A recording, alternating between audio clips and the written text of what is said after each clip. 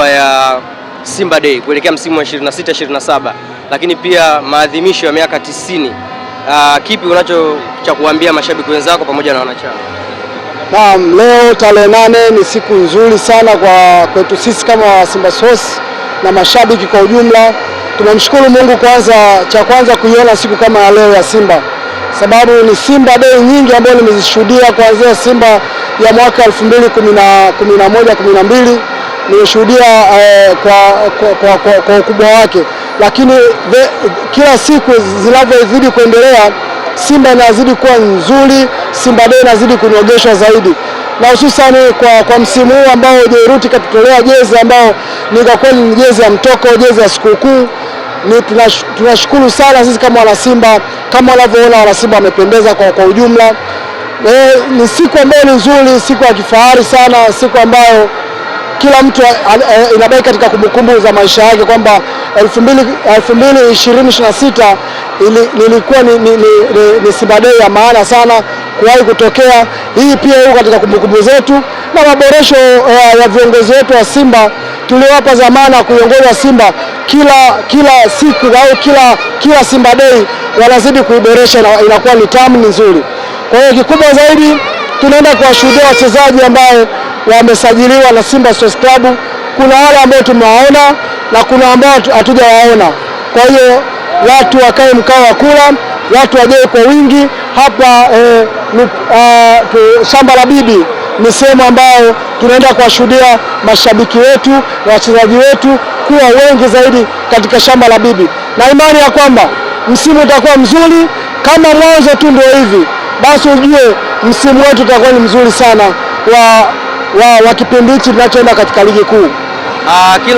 Kila mwaka mnakuwa mnafanya kitu cha tofauti, hasa katika matamasha haya makubwa. Mwaka huu kitu gani cha tofauti ambacho pengine unatamani kukiona tofauti na miaka mingine?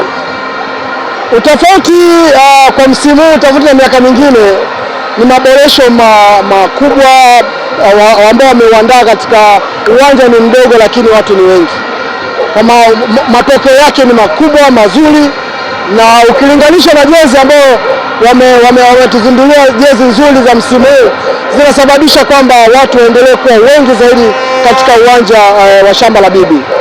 Tokea mzindue jezi zenu mpaka sasa hivi kuna kampeni ambayo inaendelea kutokomeza jezi feki. Wewe kama shabiki wa Simba una mchango gani katika hili? Mimi kama Sako Simba nimeongea sehemu mbalimbali katika vituo vya television na vituo vya redio. Nimesema mimi mwenyewe ni jeshi la mtu mmoja.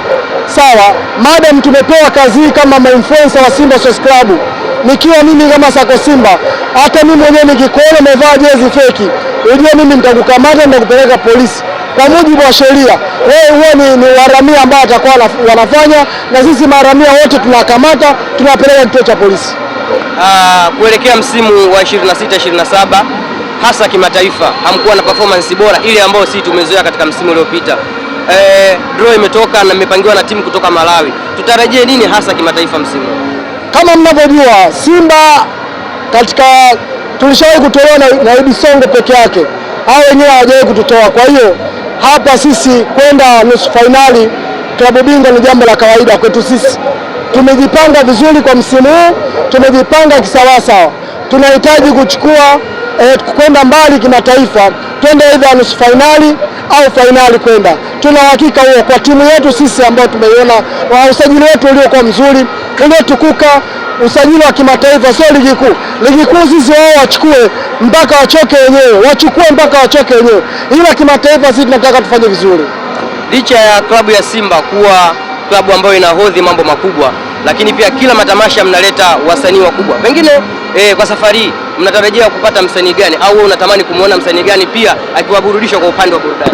Msanii aliyewekwa katika peji ya Simba ni msanii mzuri mkubwa. Umeona bwana, unapomzungumzia Alikiba East Africa, hii ni mtu ambaye ametikisa sana.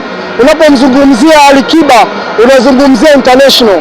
Kwa hiyo sisi tunampongeza sana, tunawapongeza sana viongozi wetu, tunampongeza pia mwenyewe Alikiba kukubali mwaliko huu, na mwaliko huu kashauteka, huu ni wa kwake. Alikuwepo mwenzetu wa mwanzo kabisa Simba lakini mwisho wa siku ameenda upande wa pili, amewakataa, hawiki. Hata kama ametukataa hawiki. Na nyimbo ambayo imemtoa Alikiba, hakuna nyimbo ambayo imezungumzia labda kiongozi wa Simba aidha mchezaji wa Simba. Hilo ndio kitu ambacho mimi nafurahiwa nayo kwa Alikiba. Alikiba akafanya jambo la kipekee kuliko wasanii wote ambao wakiwazungumzia wachezaji. Wakina Tundamani waliingia, lakini mwisho wa siku amewataja wachezaji ambao mpaka sasa hivi wachezaji wale hawapo. Kwa hiyo ubunifu wa Alikiba ni mkubwa sana, yule tunasema ni international. Mimi kama ningekuwa mnatafuta chawa wa Alikiba, pia mimi ningekuwa chawa wake namba 1. Shukrani sana. Asante sana.